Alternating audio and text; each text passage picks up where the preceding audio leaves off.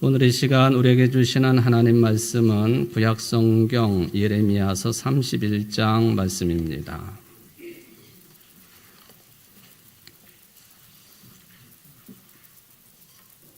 예레미야서 31장 31절부터 34절까지 말씀을 봉독해 드리겠습니다. 여호와의 말씀이니라. 보라, 날이 이르리니 내가 이스라엘 집과 유다 집에 새 언약을 맺으리라. 이 언약은 내가 그들의 조상들의 손을 잡고 애굽 땅에서 인도하여 내던 날에 맺은 것과 같지 아니할 것은 내가 그들의 남편이 되었어도 그들이 내 언약을 깨뜨렸음이라. 여호와의 말씀이니라. 그러나 그날 후에 내가 이스라엘 집과 맺을 언약은 이러하니 곧 내가 나의 법을 그들의 속에 두며 그들의 마음에 기록하여 나는 그들의 하나님이 되고 그들은 내 백성이 될 것이라. 여호와의 말씀이니라. 그들이 다시는 각기 이웃과 형제를 가르쳐 이르기를 너는 여호와를 알라 하지 아니하리니 이는 작은 자로부터 큰 자까지 다 나를 알기 때문이라. 내가 그들의 악행을 사하고 다시는 그 죄를 기억하지 아니하리라. 여호와의 말씀이니라. 아멘. 이는 하나님의 말씀입니다. 하나님께 감사합니다. 오늘 어린이 주일, 청소년 주일, 교회학교 주일입니다. 오늘 예배에 참여한 여러분 모두가 어린아이와 같은 믿음의 소유자들이 되시기를 주의 이름으로 축원을 드립니다. 우리 교회에서 자라나고 있는 이 미래 세대들, 특별히 미래 세대들을 위해서 매주일 또 한 주간 기도하고 헌신하며 수고하시는 교회학교 선생님들의 수고에도 깊은 감사를 드립니다. 오늘 이 시간 주의 영이 여러분들과 함께 하셔서 주시는 말씀의 은혜가 충만하시기를 주의 이름으로 축원을 드립니다. 오늘 구약성경 예레미야서 31장 말씀을 읽어드렸는데 개역개정판 성경 말씀 매우 귀중한 번역이지요. 근데 어린이 주일이고 또 청소년 주일이기 때문에 이 말씀을 다른 번역에서는 어떻게 해놓았는지 한번 조금 쉽게 번역해 놓은 내용을 읽어드리도록 하겠습니다. 그렇다. 내가 이스라엘과 유다와 전혀 새로운 언약을 맺을 날이 오고 있다. 이는 이전에 내가 그들의 조상을 이집트 땅에서 인도해 나올 때에 그들과 맺은 언약과 다르다. 주인인 내가 약속을 이행했는데도 그들은 그 언약을 깨뜨려 버렸다. 하나님의 포고다. 그날에 내가 이스라엘과 맺을 전혀 새로운 언약은 이것이다. 내가 나의 법을 그들 속에 넣어주겠고 마음판에 새길 것이다. 그들의 하나님이 되어줄 것이다. 그리고 그들은 나의 백성이 될 것이다. 그들은 하나님에 대해 가르치는 학교를 더 이상 세울 필요가 없으리라. 둔한 자든 영리한 자든 이해가 빠른 자든 느린 자든 그들은 직접 나를 알게 될 것이기 때문이다. 내가 그들의 과거를 모두 청산해 줄 것이다. 나는 그들이 죄를 지었다는 사실조차 잊어버릴 것이다. 하나님의 포고다.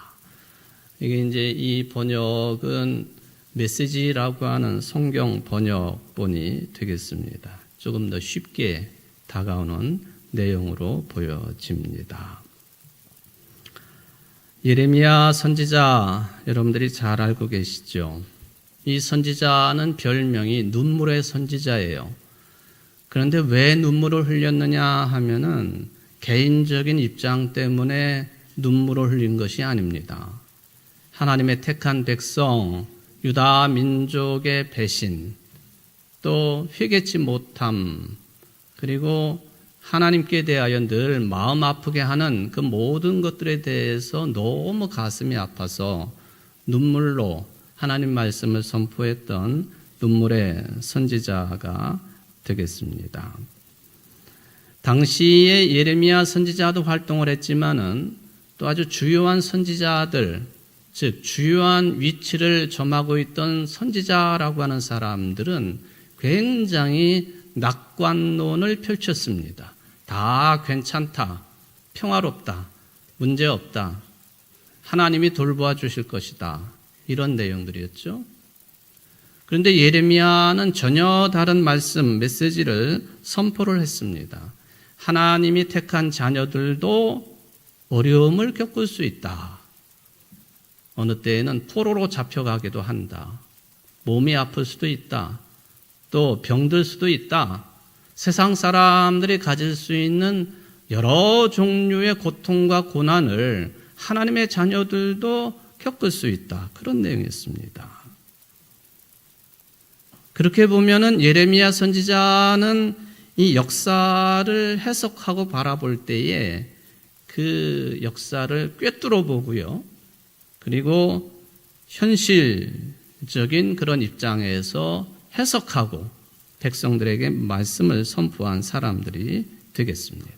그런데 문제는 이 말씀을 들어야 되는 유다 백성들이었습니다. 이 백성들의 귀는 항상 달콤한 이야기에만 귀를 기울입니다. 잘 된다, 복 받는다, 잘 살 것이다, 돈 많이 벌 것이다. 그리고 이런 것을 이용해 가지고 거짓 선지자 노릇을 하는 사람들이 예레미야하고는 항상 대척점에 있었다 하는 것이 그때의 상황들이었습니다. 어쩌면 우리 인간의 삶이 불안하면 불안할수록요, 이런 이야기들에 더욱 귀가 솔깃해질 수 있습니다. 경제적으로 어려움을 겪을 때, 정치적으로 불안할 때에, 특별히 전쟁 때에 이단들이 판을 치는 이유가 거기에 있습니다. 이런 막연한 낙관론에 기울어졌던 유다의 마지막 시기에 예레미야 선지자는 정말 고군분투하면서 하나님의 말씀을 선포를 합니다. 불행스럽게도 유다의 모습이 예레미야 선지자의 설교대로 흘러갔습니다. 저는 이 표현을 쓰면서요, 이게 참 맞는 표현인가 그런 생각이 들어요. 설교대로 이루어졌다. 그 좋은 것 아닙니까? 근데 설교대로 이루어졌는데 유다 백성들은 망하는 길로 가는 거예요.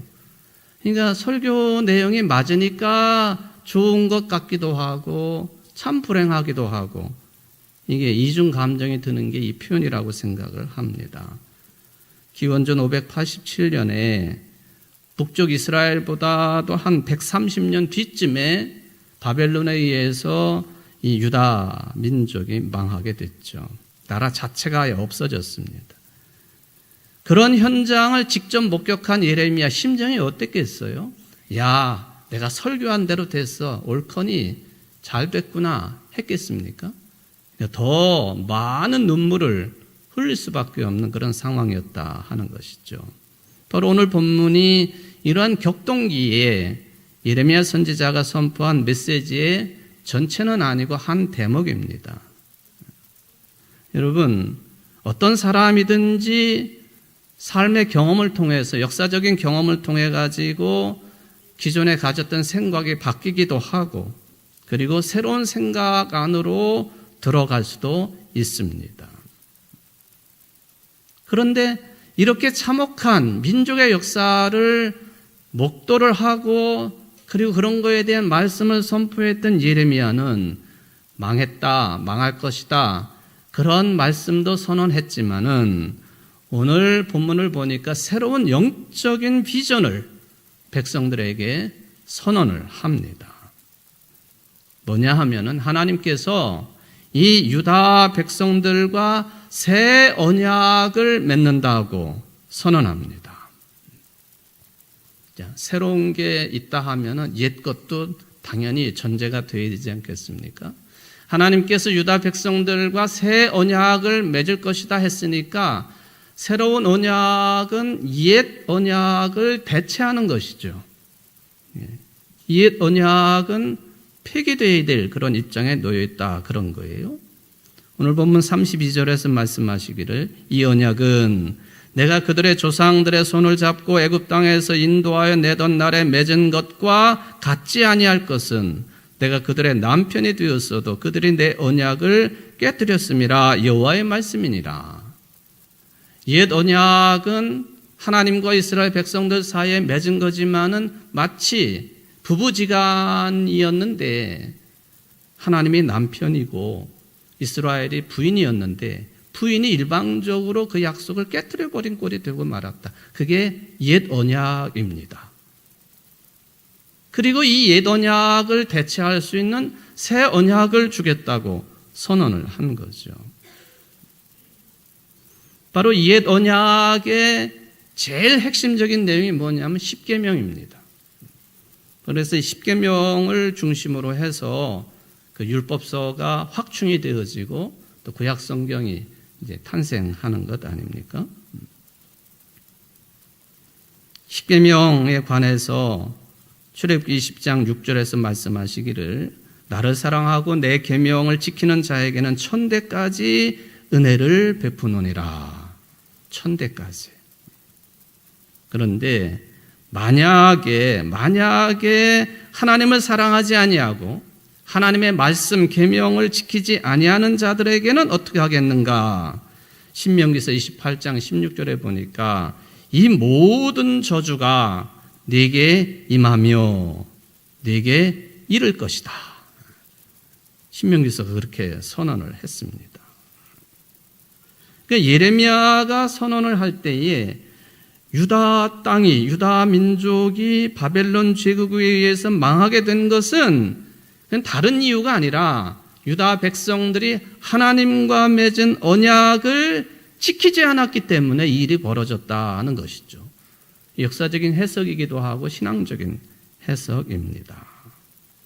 그래서 오늘 본문에 보면 그들이 내 언약을 깨뜨렸음이라 하고 표현을 하지요. 그러니까 옛 언약의 효력이 끝났다는 표현으로도 보여집니다. 이솝우화 중에 보면 이런 내용이 있어요. 여기서 말하고 있는 신은 우리의 하나님은 아닙니다. 하여튼 잘 참고해서 들어보십시오. 신이 당나귀에게 너는 30년만 살아라 하고 연수를 정해줬어요. 그랬더니 당나귀가 펄쩍 뛰면서 아이고 이 세상이 얼마나 괴로운 세상인데 30년을 살라고요? 20년을 좀 깎아주시고 10년만 살게 해달라고 했습니다. 그래서 그 신이 허락을 해줬어요. 또 개에게 너는 20년만 살아라 했습니다. 그랬더니 개도 그냥 컹컹거리며 벌쩍 뛰면서 너무 지루하니까 나도 10년만 살게 해달라고. 그래서 그 신이 10년을 감해줬어요. 세 번째 원숭이입니다. 너는 20년만 살아라. 그때 원숭이가 깍깍깍거리면서 펄쩍펄쩍 뛰면서 나도 10년만 살게 해달라고. 그래서 신이 원숭이에도 10년만 살라고 해주었습니다. 당나귀하고 개하고 원숭이가요 30년, 20년 그렇게 신이 살라고 그렇게 했지만은 다 깎아달라고 해가지고 다 10년씩만 살게 되었습니다. 그 신이 사람에게 또 30년만 살아라 했습니다. 그랬더니요 사람이 벌쩍 뛰면서 너무 짧다고, 너무 짧아요. 더 오래 살게 해주세요. 그래가지고 그 신이 그 인간들에게 그러면 당나귀가 거절했던 20년 네가 가져라. 그랬더니 몇 년 살아요? 50년. 그래도 짧다고 난리예요. 그러면 개가 깎은 10년 더 살아라. 60년. 그래도 짧다고 난리예요. 원숭이 10년 또 살아라.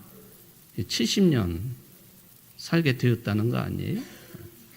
시편에 보면은 그런 표현이 나오지 않습니까? 뭐 성경 말씀을 근거로 한 건 아니지만은 본래 인간의 나이에다가 당나귀, 개, 원숭이 나이까지 더해진 거예요.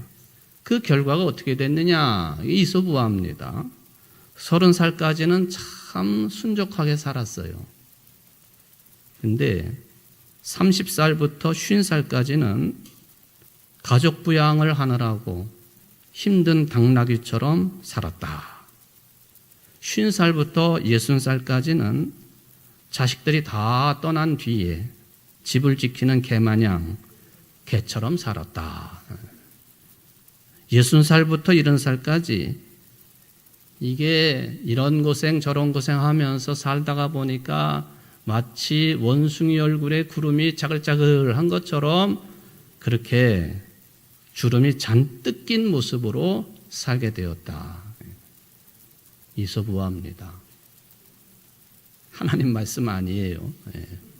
근데 저는 이 이소부화를 읽으면서요, 마치 유대인들이 율법, 옛 언약을 대하는 모습과 비슷했구나 하는 생각을 했습니다. 하나님이 주신 말씀의 명령이 있거든요. 순적한, 순전한 말씀이 있습니다. 거기에다가 이스라엘 사람들이 해석을 덧붙이고 또 덧붙이고 조상들의 무슨 이야기라고 해가지고 막 덧붙여 놓고 지켜야 될 것, 하지 말아야 될 것, 사실 십계명의 그 내용 외에 다른 내용들은 다 덧붙여진 것이죠. 그래가지고 탄생된 게 율법입니다. 그리고 그 책을 율법서라고 불러요. 창세기, 출애굽기, 레위기, 민수기, 신명기 5권의 책. 모세 오경이라고도 불리지만은 토라, 율법서라고 부르거든요. 율법이 사람을 자유케 하고 해방을 시켰느냐? 하나님과의 관계를 더 돈독히 했느냐? 그렇지 않다는 거죠. 그러니까 예레미야 선지자가 옛 언약을 폐기시키고 새 언약을 이야기하는 거예요. 새 언약.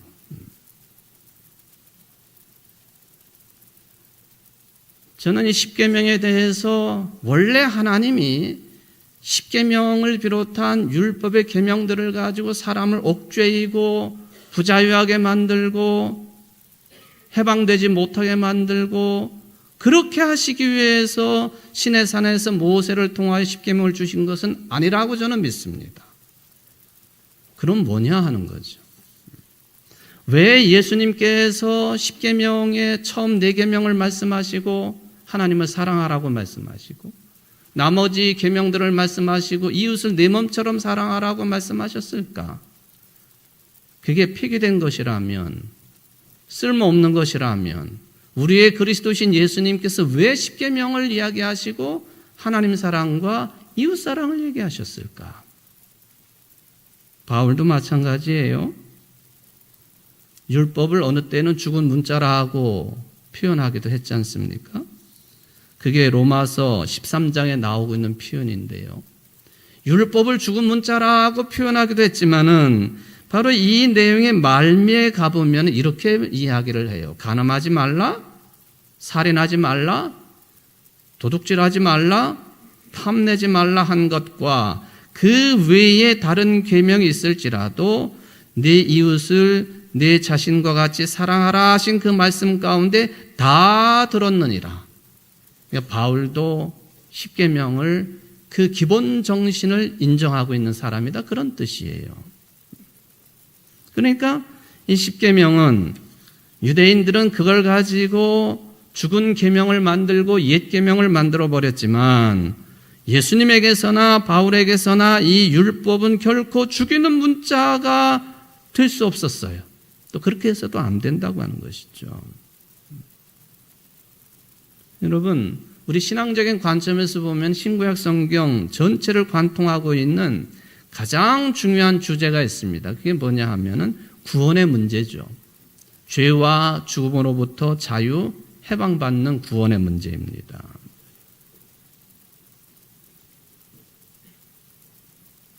이 구원의 문제에 대해서 가장 먼저 성문법으로 선언된 게 십계명이거든요.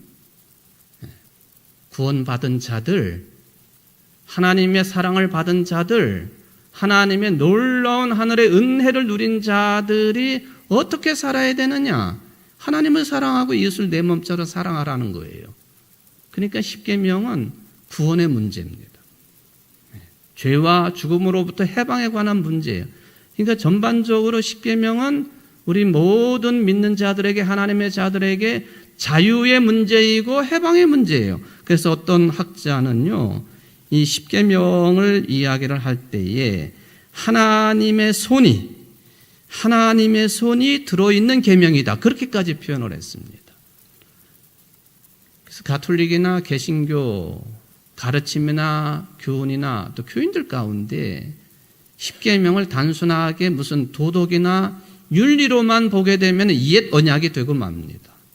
그런데 그 속에는 하나님의 손이 들어있어요. 그래서 그게 구원의 문제가 들어있는 것이고 우리 인간들의 기본적인 자유와 해방의 문제가 들어있는 계명, 이게 십계명이에요. 근데 유대인들의 잘못으로 인해서 이게 옛 언약이 되고 말았다 하는 그 말씀이 되겠습니다. 어떤 여성분이요, 하나님 앞에 이런 기도를 드렸어요. 하나님, 제가 좀 몸집이 부하니까 살이 빠져가지고 날씬하게 좀 해주세요. 그런 기도를 열심히 드렸어요. 근데 그런 기도를 드리다가 보니까 자기도 깨달은 바가 있어. 하나님이 절대로 들어주실 것 같지 않거든. 그래가지고 기도 내용을 바꿨어. 하나님, 내 살을 빼게 해주시는 것은 불가능한 것 같으니까 내가 다르게 기도할게요. 하나님, 내 친구들이 살찌게 해주세요. 유대인들이 십계명, 하나님의 언약을 대하는 태도가 이랬다는 거죠.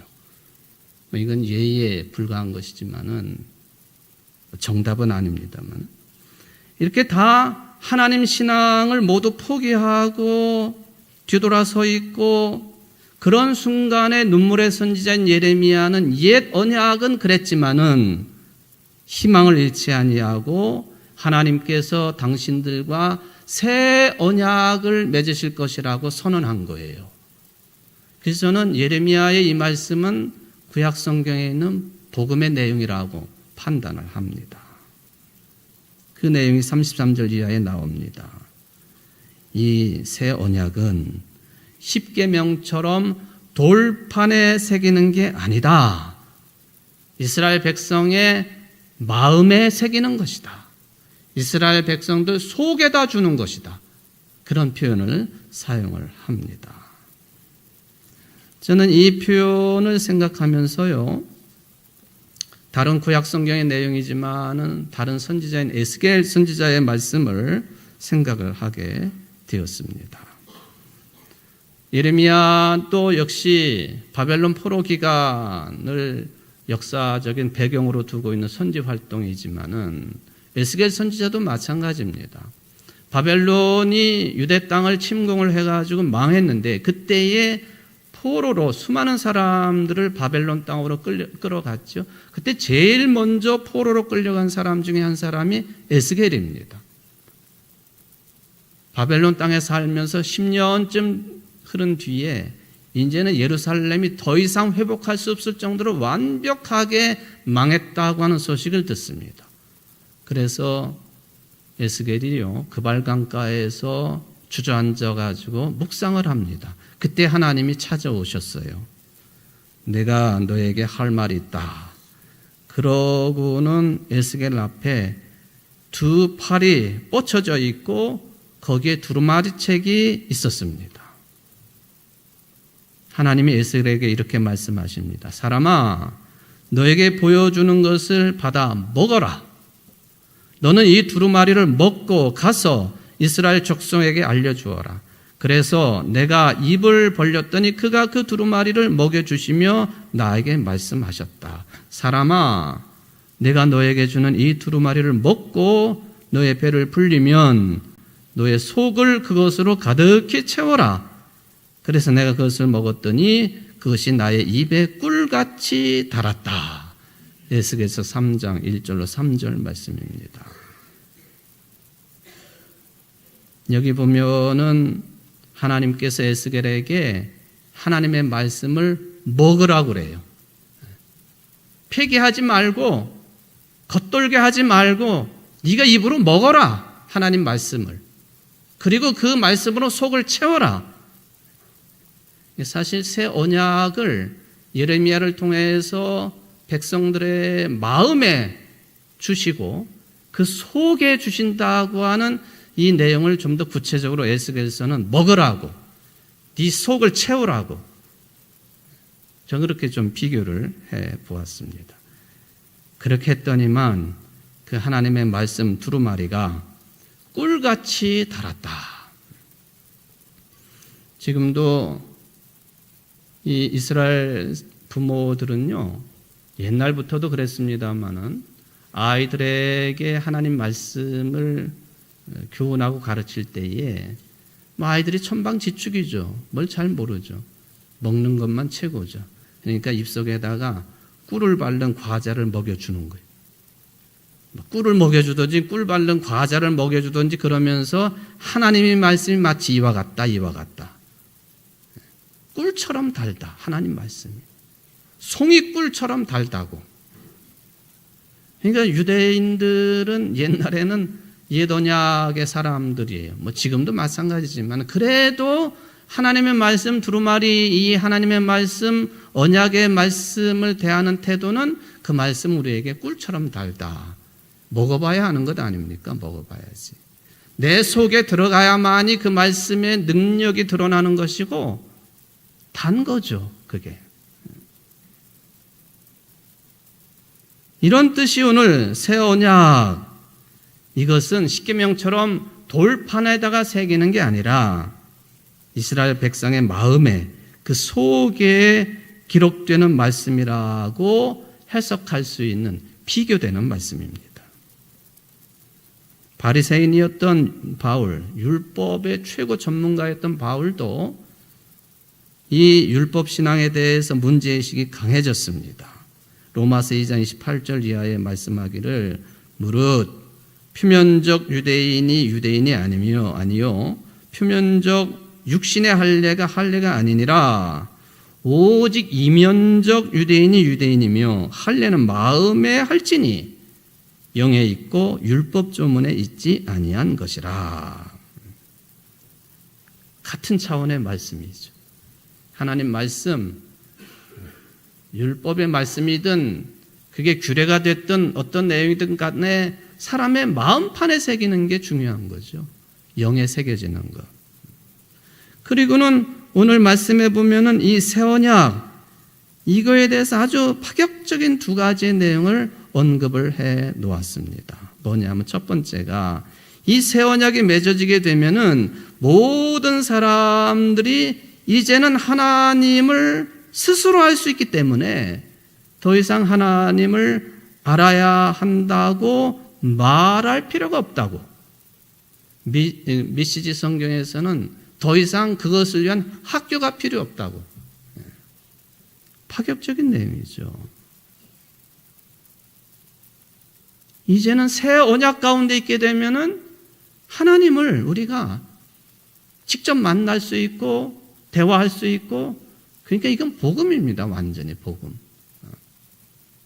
두 번째 내용, 파격적인 내용입니다. 이게 예레미야가 완전한 새로운 영성의 깊이로 들어갔다고 하는 것을 확인할 수 있는 그런 내용이에요. 뭐냐 하면은 내가 그들의 악행을 사하고 다시는 그 죄를 기억하지 아니하리라 여호와의 말씀이니라. 지금 유대인들의 악행은 이거는 불법 천지거든요. 특별히 하나님과의 관계. 그래가지고 언약의 관계가 깨트려져 버렸는데 예레미야가 새 언약을 언급하면서 그게 어떤 정신이냐 하면은 새 언약의 정신은 하나님이 유대 백성들의 악행을 용서하시고 다시는 그들의 죄를 기억하지 아니하는 그 언약, 그게 새 언약이다. 그렇게 말씀을 하십니다. 메시지 성경에 보면은 내가 그들의 과거를 모두 청산해 줄 것이다. 나는 그들의 죄를 지었다는 사실조차 잊어버릴 것이다. 그러니까 하나님께서 저들의 허물을 용서하시고 저들의 죄를 다시는 기억하지 아니하는 역사가 어떤 말씀 가운데 이루어지느냐 하면 새 언약 가운데에서. 이거 복음의 말씀입니다. 마치 돌아온 탕자를 아버지가 그냥 무조건 받아들이고 그리고 손가락에 반지를 끼워주고 새 옷을 입혀주고 새 신을 신겨주고 동네 사람들을 보러다가 소를 잡아 잔치를 베푸는 것처럼 새 언약의 내용은 그런 것이다. 예레미야의 선언이 되겠습니다. 새 언약의 내용이 어떤 것이냐?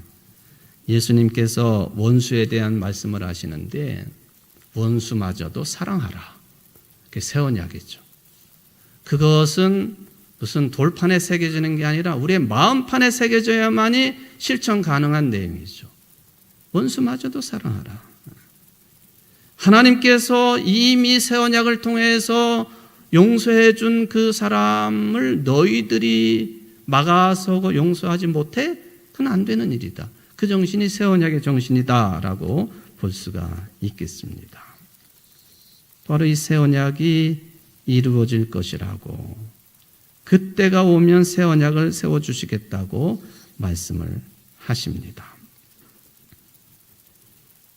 어떤 분이 창세기 1장을 가지고요, 마치 수학 공식을 작성한 것처럼 이런 도식을 만들어냈습니다. 하나님께서 세상을 창조하시고 계속해서 보시기에 좋았다. 사람을 만드시고는 더욱 좋았다. 매우 좋았다. 그렇게 말씀하시죠. 하나님은 무로부터 영, 또는 영어 철자로 보면 오죠. 오. 제로로부터 모든 좋은 것을 창조하신 분. 그러니까 영어 표기로는 오지만은 저걸 제로라 생각하고 제로 플러스 갓 하나님 하면은 뭐가 나와요? 좋았다. 근데 이 좋은 것에서 하나님을 빼면은 뭐가 된다고요? 제로. 여러분, 유대인들이 하나님께서 십계명과 율법이라고 하는 좋은 것을 주셨지만은 저들은 그 좋은 것에서 하나님을 빼버리고요, 십계명을 단순하게 무슨 하나님의 소원이 잠겨있지 아니한 도덕 윤리로만 만났기 때문에 망한 거예요. 그래서 옛 언약이 되고 말았습니다. 우리가 지금은 신약시대, 성령의 시대에 살고 있지만요, 어쩌면 여러분들의 의식 속에 옛 언약의 수준에 머물러 있을 수도 있습니다. 하나님의 말씀을 단순하게 하나님의 소원이 들어있는 게 아니라 도덕과 윤리로만 치부해버리면 그럴 수 있습니다. 제가 지난 4월 달에 사진 한 장을 받은 게 있습니다. 그 사진이 뭐냐 하면은 이제 우리 교회 신앙생활 하다가 카나다로 이사를 간 우리 신종섭 권사님 가족들 사진이에요. 그 권사님이 카톡을 통해서 저런 사진을, 저 사진만 보내주신 건 아니지만은, 그래서 제가 저 사진을 보고는 물어봐야 되잖아요. 이게 뭐 하는 장면인지. 그래서 제가 직감적으로 이것은 예배 끝나고 일어서서 축복기도 받는 장면이겠구나 해가지고 그렇게 질문을 카톡을 했어요. 그렇대요. 남매가 이제 온 식구들과 함께 그곳에서는 예배드릴 교회가 마땅치가 않아. 지금도 온라인으로 지금 우리 예배를 드리. 지금 이야기 지금 우리 신종숙 권사님 식구들이 다 듣고 있을 거예요. 목사님, 아이들이 이제는 목사님의 그 어려운 설교도 조금씩 듣는 것 같아요. 그래요. 제가 힘을 얻었죠. 제 설교가 워낙 저도 어려울 때가 많거든요. 아이들이 목사님 어려운 설교도 조금씩 듣는 것 같아요. 그러면서 앉아서가 아니라 일어서서 축복 기도를 받는 저 장면이에요. 전 저것이 우리 신권사님 네 분이 아이들에게 그 마음에 새 언약을 심어주는 중요한 과정이라고 저는 생각합니다. 새 언약을 심어주는 과정. 구원의 은총, 죄와 죽음으로부터 해방, 자유. 하나님이 그 말씀을 그냥 우리 바깥에다가 심어주시는 게 아니라 우리의 마음 속에, 우리의 속에 새겨주시고 심어주시고 새 언약을, 복음의 말씀을, 생명의 말씀을. 사랑하는 성도 여러분, 여러분들 가정에 또는 우리 교회 안에 자라나고 있는 미래 세대들에게 우리가 무엇을 본으로 보여줄 수 있을까요? 아직도 옛 언약의 사람들의 모습을 보여줘야 되나요? 그래서는 안 되겠죠. 새 언약의 말씀을 우리 자라나는 미래 세대들에게 우리의 기도로, 우리의 따뜻한 말로, 그리고 우리의 삶의 모습으로, 교회 공동체의 풍성한 사랑의 모습으로 미래 세대들에게 새 언약을 심어주기에 부족함이 없는 우리 교회 또 어른들 되시기를 주의 이름으로 축원을 드립니다. 자비로우신 하나님 아버지, 오늘 어린이 주일, 청소년 주일을 맞아 우리 기성세대인 우리들이 무엇을 저들에게 심어줄 수 있는지, 영향을 줄 수 있는지, 새 언약의 말씀, 자유와 해방의 말씀을 저들에게 심어주고 속에 넣어주고 영향을 끼치게 부족함이 없는 우리 청주제일교회 모든 어르신들 또 기성세대들이 될 수 있도록 도와주시고 우리 교회 신앙적인 분위기가 될 수 있도록 축복하여 주옵소서. 예수님의 이름으로 간절히 기도하옵나이다. 아멘.